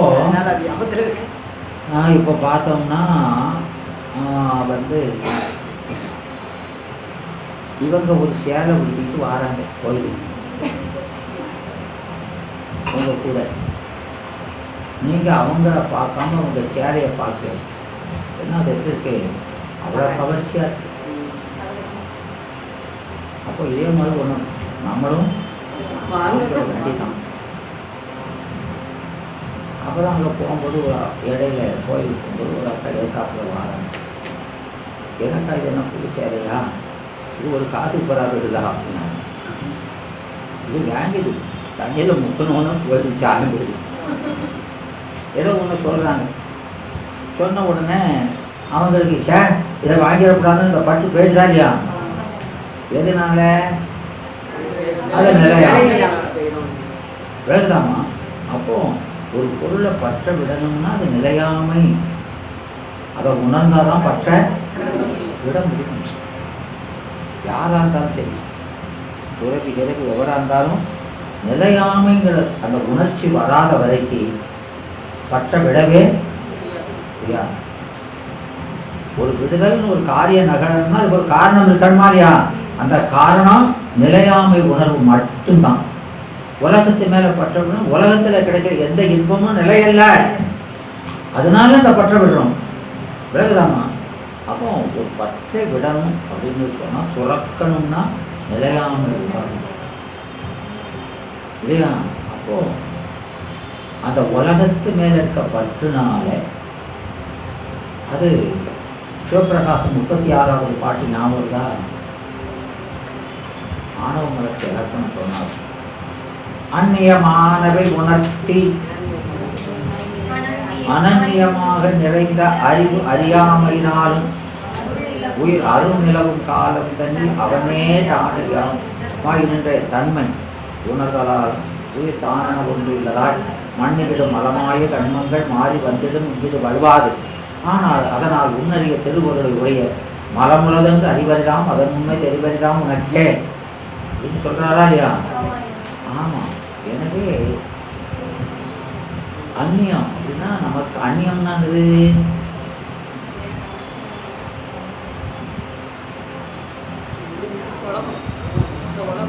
இந்த பையனுக்கு பொண்ணு அடிச்சுட்டு இது என்ன அந்நியமா இல்லை உறவுமா அப்படின்னு சொல்றீங்களா இல்லையா? அப்போ அந்நியம்னா என்னது? வேறு வேறு அந்நியம்னா ஜஸ்ட் டிஃபரெண்ட், வேற. அது பகையும் இல்லை உறவும் இல்லை அப்படின்னு அர்த்தம். பகையும் இல்லை உறவும் இல்லை, அதான் அந்நியம். அப்போ இங்கே அந்நியம்ங்கிறது வேறு, நமக்கு வேறான. நமக்கு வேறானது நாம் சித்துப்பொருள். இந்த சித்துப்பொருளுக்கு வேறானது எது? சடம். சடப்பொருளை உணர்த்தி. அப்போ சடப்பொருளை உணர்த்துறது ஆணவ மலத்து வேலை இல்லை. ஆணவ மலம் மறைக்கிறது, அது ஒன்றத்தையும் உணர்த்தாது. அப்போ உணர்த்தினா அர்த்தம் அப்போ சடப்பொருள்ல நமக்கு இச்சை வருவதற்கு காரணமாகி அப்படின்னு அர்த்தம்.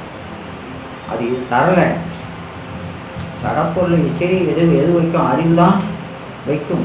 அந்த அறிவுல இவன் உட்கார்ந்துக்கிட்டு இந்த வேலை செய்தான். யார் உட்கார்ந்துக்கிட்டு? இந்த ஆணவம் இருக்குது. நல்லதெல்லாம் கெட்டதாக தெரியுது, கெட்டதெல்லாம் நல்லா தெரியும் மாதிரி ஆக்குதான். அதனால நாம் அந்த உலகத்து மேலே இச்சை வருது, பொத்திருக்குமோ அதை சொல்கிறோம். விளங்குதாமா? அப்போ அந்நியமானவற்றை உணர்வதற்கு காரணமாகி அனன்யமாய் பெருமான் எப்படி இருக்கா நம்ம கூட அனன்யமாய் நம்ம அறிவுக்குள்ளே இருக்கான். நம்ம விட்டு கணப்பொழுது தெரியாம கலந்துருக்கான். உயிர் கூட நீர் நிழல் போல எப்படி இருக்கான்? நீரும் நிழலும் கலந்துருக்கிறது மாதிரி அவன் நம்ம கூட கலந்துருக்கான்.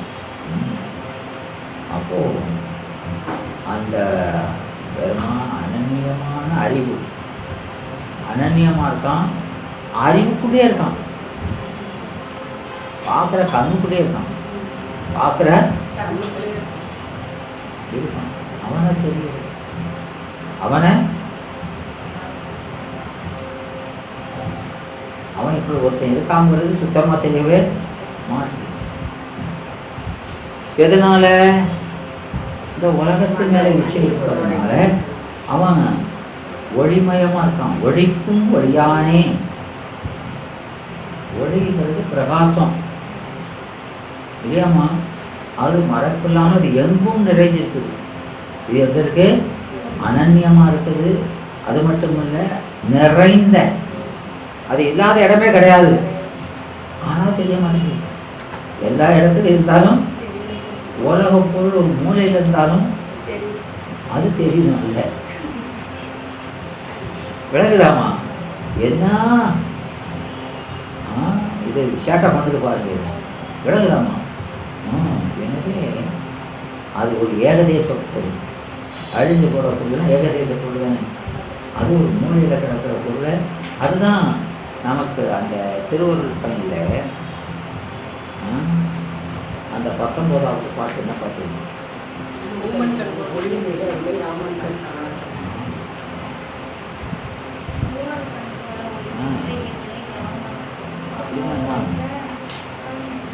அப்படின்னா என்ன தாயே? சக்தி தாய் சொல்லுங்க.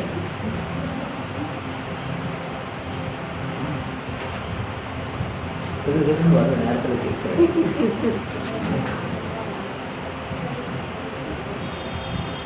சொல்லுங்கம்மா, நீங்க சொல்லுங்கம்மா.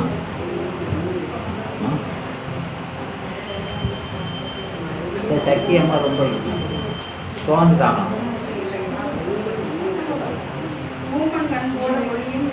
அதான் பாட்டு தான் தெரியுமே, அர்த்தத்தை சொல்லுது.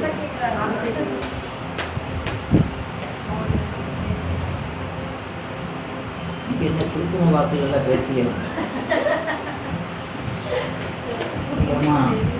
நானும் அமரமுத்தர் இல்லை. நீங்க சுருக்கும வாக்கெல்லாம் கேட்கறதுக்கு எனக்கு அது அந்த சக்தி இல்லை. ஏமா அந்த நாதத்தை இருக்காங்களா இல்லையா? அவங்களுக்கு கேட்கும் நீங்க பேசுறது. என்ன பேசினாலும் உங்களுக்கு கேட்டாலும் கேட்கும். இவங்க நீங்க வாய அசைச்சாலும் தெரிஞ்சுங்க. நான் சொல்லிட்டேன் அப்பதே, நீ என்ன கேட்குறீங்களா? அதை பேசாம எடுத்துருக்கேன். என்ன விளக்க சொல்ல போறீங்க நீங்க பாக்குறையா? நான் அப்படியே சொல்லிட்டேன். இங்க யாருன்னாச்சு கேட்டு வாங்க. எப்போ சொன்னாங்க? உங்களுக்கு கேட்டுதாம்மா? யாராவது கேட்கலையா? அந்த அம்மா சொன்னாங்கன்னா என்னைக்கு உண்மையை சொன்னாங்க அந்த அம்மா? பக்கத்தில் இருக்க உங்களுக்கே கேட்கணும், எனக்கு எப்படி கேட்க போகுது? சொல்லுங்கம்மா. ஏம்மா என்ன சொன்னீங்க? அறிவிலே மண்ணி பகல்ல அறிவிலே மண்ணி இருக்கிறவரை சொல்லுங்க. என்ன ஆண்ட கொஞ்சம் பூ பண்ணாங்க, உங்களுக்கு பகல்லே கண் தெரியலங்காங்க. அதாவதுமா ஓமன், அதாவது அந்த ஓமன் அப்படிங்கிறது பேராந்தை. ஆந்தையில் பெரிய சைஸு. அது அந்த ஊமனுக்கு அந்த உடல் அளவை நோக்க கண் அளவு பெருசு. அந்த உடல் சைஸுக்கு கண் சிறுசாக தான் வரணும். ஆனால் அதுக்கு மாத்திரம் பெருசாக கொடுத்துருக்கான். விளக்குதாமா? இது எதை குறிக்குதுன்னா, மற்ற பிறவிகளை நோக்க மனித பிறவிக்கு அறிவு சிறப்பாக கொடுத்துருக்கான். அதான் ஆந்த கண்ணை சொல்கிறார் ஆன்மா. அப்போ அந்த ஆந்தையின் கண் அது எதை குறிக்குது? கண் என்பது அறிவை குறித்தது. மக்கள் அறிவு மற்ற உயிர்களினுடைய அறிவை நோக்க சிறந்தது என்பதை ஊமன் கண் என்றார். விளங்குதாமா? அத்தாபதிய கண் இருந்தாலும் ஒளியும் மிக இருளை. ஒளி கூட எப்படி இருக்குது? இருட்டாத்தான் இருக்குது. ஒளியை பார்க்க முடியல. கண் என்பது ஒளி உடையது. ஒளியை இருக்கும், ஒளியையும் ஒளியில் இருக்க பொருளையும் பார்க்கும். ஆனால் இது பார்க்க முடியல. மிக இருள், சுத்தமாக தெரியல, ஒன்றும் தெரியல. அது போல இங்கே கண்கிறது அறிவின் பயன். ஒருத்தன் அறிவை பெற்றுட்டான்னா அறிவின் பயன் என்னது? அந்த அறிவை விளக்கிய ஆண்டவனை பார்ப்பது. விளக்குதாம? இப்போ தாமரை இருக்குதுன்னா தாமரை மலர்ந்தால் தன்னை மலர்த்தியவனே நாயகன் என்று அவனை தவிர வேற யாரும் பார்க்காது. அதுபோல நம்ம அறிவை மலர்த்திய நாயகன் ஆகிய பெருமானை தவிர வேற யாரையும் பார்க்கக்கூடாது அப்படிங்கிறது. விளக்குதாமா? அப்போ அந்த அந்த கோவைக்கு அந்த ஒளிமயமான இறைவன் எப்படி இருக்கான்? இருட்டா இருக்கும், புறப்படலை. விளக்குதாமா? அப்போ கண்ணுக்கு ஒளியில் இருக்க பொருளை காண்பது தானே அதனுடைய தொழில். அதுபோல நாம் அறிவுனா நம்ம அறிவை மலர்த்திய சிவனை பார்க்கறது தான் நம்முடைய செய்ய வேண்டியது. அதுக்கு மாறாக என்ன செய்யணும்? அந்த ஊகைக்கு ஒளியில் இருக்கிற பொருளோ தெரியல, சிவமோ சிவத்தை அடைகிற வழியோ தெரியல, சிவமும் தெரியல, அதை அடைகிற வழியும் தெரிய மாட்டேங்குது. என்ன செய்யணும்? விளங்குதாமா? ஆனால் இருட்டில் உள்ள பொருளும் நல்லா தெரியும். போய் தெரியுதா இல்லையம்மா? ஆமாம். அப்போ பிறப்புக்கு வேண்டிய காரணங்களும் தெளிவாக ஒருத்தரும் சொல்லாமல் விளக்கமாக தெரியும். அதுதான் இறங்கத்தக்கது. நல்லா சொல்லிட்டாரா?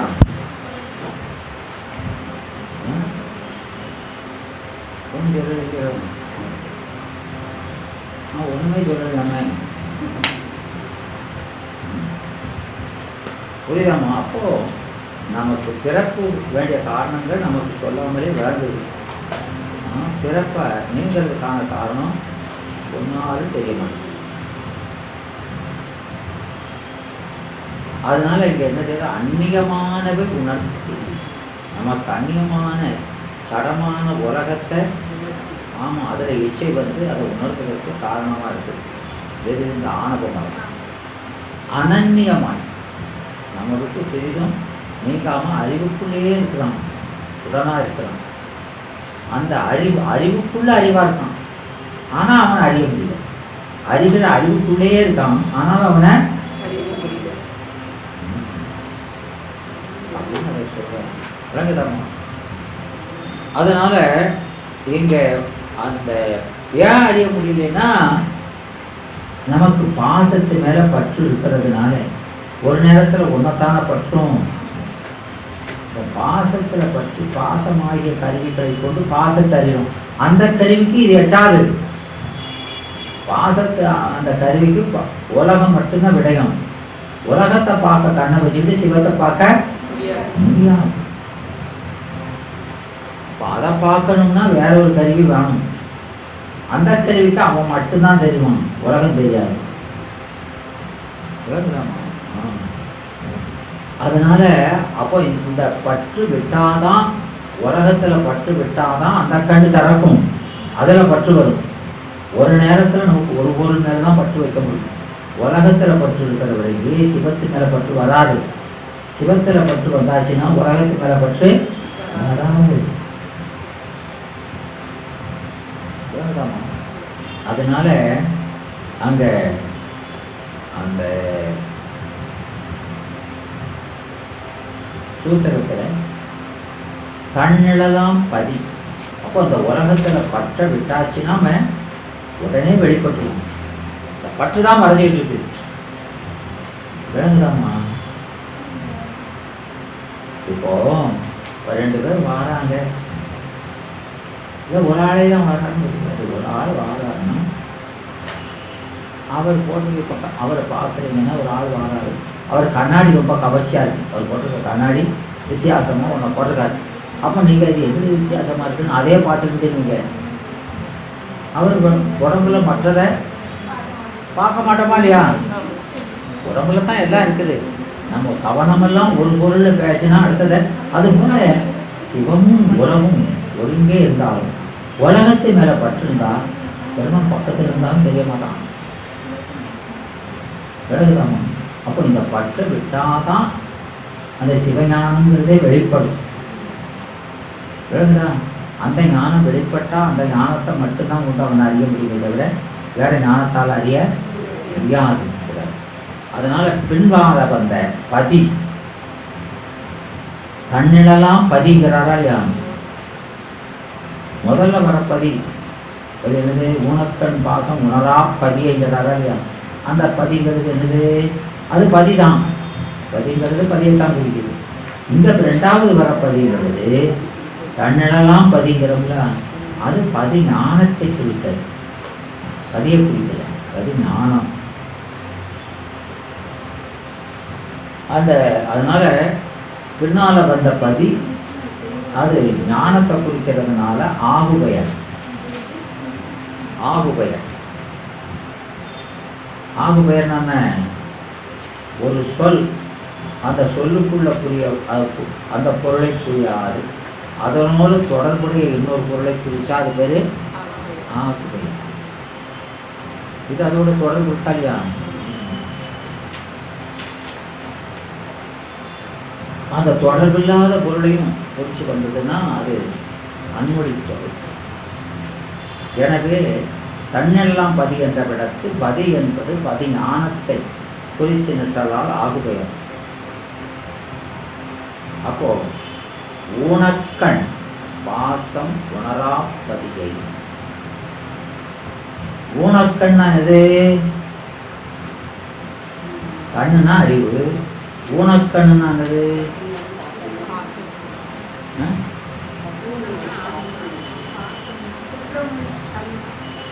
ஊனக்கண்ணுனா எதுன்னா பசிஞானம் பாசஞானம் 74 ஞானமா? அது உனக்கண்ணுனா அது ஒண்ணுதான்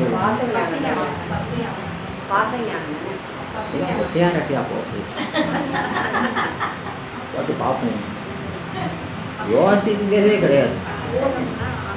ஊனக்கண்கிறது பசுஞானம், பாசஞானம் இல்லை. பாசம்னு பின்னால சொல்றாரு, அதான் பாசஞானம்.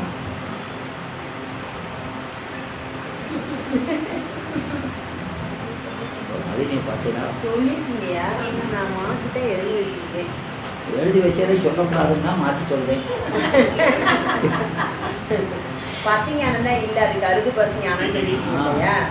ஆமா, அப்போ ஊனக்கண் என்பது பசிஞானத்தை குறிக்குது. ஏன் அப்படின்னா அவன் பசிஞானத்தால பார்க்கலாம் அப்படின்னா பசிஞானத்தால பார்க்க முடியாதுன்னு அதை சொல்லணும்.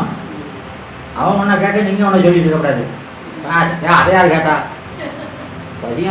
பசிஞானத்தால பார்க்க முடியும் அப்படின்னு தான் அவன் சொல்றான். அப்போ அதைத்தான் பதில் சொல்லணும். பசிஞானமும் பார்க்க முடியாது சொல்லணும். எனவே அதனால முதல்ல என்ன சொல்றாரு? இல்ல பொதுவா பாசஞான பசிஞானம் தான் சொல்லணும்.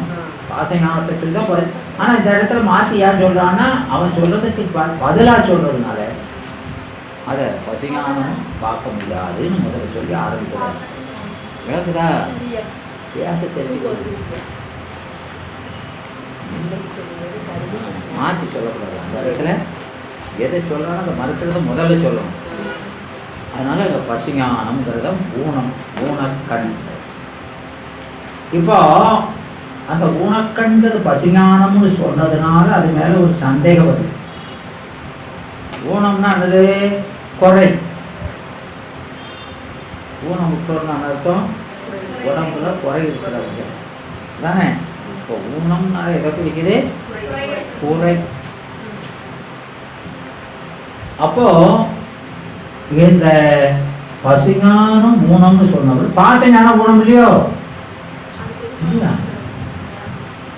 ஏமா பாசஞானம் அதோட கேவலமான ஞானம் தானே.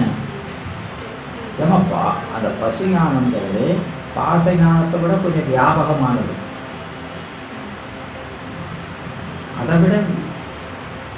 அதை விட ஏகதேசம் எது? பாச ஞானம். அப்போ பாச ஞானத்தை ஊனம்னு சொல்லலை, பசு ஞானத்தை தான் ஊனம்ங்கிறாரு. ஏன் அது சொல்றாரு அப்படின்னு?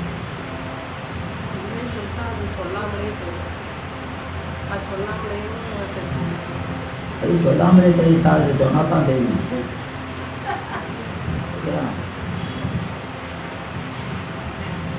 இன்னும் வேடிக்கை பார்த்து முக்கியம். வேடிக்கை பார்க்காம என்ன செய்ய? இந்த 2 அக்காவும் பண்ணுறத வேடிக்கை பார்த்துக்கிட்டு தான் இருப்பாங்க.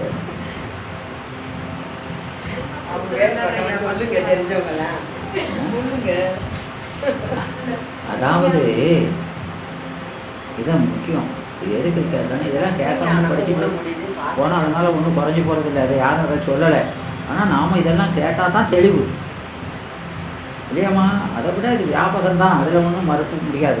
ஆனால் அதை சொல்லாது இதை சொல்லாதவர் அதை ஏன் சொல்கிறாரு அப்படின்னு நாம அவர் கேட்டாலும் நம்ம கேட்கணும். ஏன் அப்படின்னா அந்த பாச ஞானம்ங்கிறது பெருமான் கொடுத்தது, நமக்கு அது தேவைன்னு கொடுத்துருக்கான். பாச ஞானம் நம்மளா கேட்டோம்? நம்ம கேட்கல, யார் கொடுத்துருக்காங்க? அப்போ அந்த நிலைக்கு அந்த பாச ஞானம் தான் நமக்கு தகுதியான ஞானம், அதுதான் உதவுன்னு கொடுத்துருக்கான். அதை ஊனம்னு சொன்னால் பெருமான ஊனம்னு சொன்ன மாதிரி. பெருமான குறை சொன்னது தானே, அப்படி ஆயிடுங்களா? ஆயிரும். மறந்து கூட அப்படி சொல்லிடக்கூடாது. நமக்கு அந்த நிலையில் அந்த அறிவு தான் நமக்கு உதவும்னு பெருமான் கொடுத்துருக்கிறாரு. பெருமான் கொடுத்தா பிரசாதம். பசு ஞானம் அவர் கொடுக்கல, நீயா நினைச்சு கொடுக்க. இது ஏன் ஞானம்? அவன் ஞானத்தை நீ நாம நினைக்கணும். நினைப்பு பிழப்ப எடுக்கணும். விலகுதாம்மா. இந்த பாச ஞானம் இல்லைன்னா அடுத்தது சிவஞானம் மட்டும்தான், வேற ஞானம்லாம் கிடையாது. பாச ஞானம் இல்லாட்டா அந்த சிவத்தினுடைய ஞானத்தை நம்ம ஞானம்னு நினைக்கணும். ஒன்று பாசத்தின் மூலம் விளக்குமா, இல்லைன்னா நேராக விளக்குமா, 2 ஆப்ஷன் தான் இல்லையாம்மா? பாசத்து மூலம் அந்த இது வளரலைன்னா நேராக வரணும். அப்போ இதை விட்டாச்சுன்னா அடுத்ததுல நேரம் தான். அப்போ அந்த சிவஞானத்தை சிவபெருமான் நேரடியாக நம்ம அறிவில் விளக்குற ஞானத்தை நம்ம ஞானம்னு நினைச்சுக்கணும். விளங்குதாம்மா? ஏன் அப்படி நினைக்கும்? ஏன்னா இந்த உலகத்து மேல ஆசை போயிட்டா கூட நம்ம மேல இருக்க ஆசை போகலை. நம்ம மேல இருக்க ஆசை, அதனால நாம எவ்வளவு பெருசா இருக்கணும்னு நம்ம பார்த்து வியந்துக்கிடும். தற்பெருமை தாங்க. நம்ம அறிவு எவ்வளவு பெருசா இருக்கணும். தற்பெருமை ஒரு காலத்துக்கும் அது நன்மை தராது. விளக்குதாம்மா? அதனால நமக்குன்னு தனியாக ஒரு ஞானம் கிடையவே. அப்போ அவனுடைய ஞானத்தை நம்முடைய ஞானம் என்று எண்ணுகிற விபரீத ஞானம். அது என்ன ஞானம்? விபரீத ஞானம். அதனால அது கருது பசி ஞானம்ங்கிற நம்மளோட கருத்து தான். அவனுடைய ஞானமும் கருது அப்படி ஒரு ஞானமே கிடையாது. விளக்குதாம்மா? அதனால அது நம்ம அறிவில் இருக்கிற ஊனத்தால் வந்ததால் ஊனக்கண். அறிவில் இன்னும் குறை போகலை. அந்த குறையினால அவன் ஞானத்தை நம்ம நினைக்கிறோம்னா அது ஒரு காரணம் இருக்கான் மாதிரியா? அந்த காரணம் எது? இந்த ஆணவ மலத்தால் வந்த அறிவின் ஊனம். அது ஊனத்தால், அறிவில் இருக்க ஊனத்தால் அந்த உணர்ச்சி நிகழ்ந்ததுனால அது ஊனக்கண். புரியுதாமா? அதனால அந்த பின்னால வரக்கூடிய அந்த பதி என்பது முதல்ல இருக்கிற பதிங்கிறது பதியை குறிக்கும். இந்த 2வது வரக்கூடிய பதி ஞானத்தை குறிக்கும். அங்கே இதான் சொல்ல வந்த கருத்து. சொல்ல வந்த அந்த ஆன்ம சுத்தியாகி சிவஞான விளக்கணுமாலே கருவி விளங்குதாமா? அப்போ சிவத்தை பார்க்கக்கூடிய கருவி தான் சிவஞானம். அது எப்படி விளங்குறதுன்னு சொல்றாரு. அப்போ பின்னால் வரக்கூடிய பதிங்கிறது பதி ஞானம். அது எதை குறிக்கிறது? பதி ஞானம். அதனால அது ஆகுபெயர்.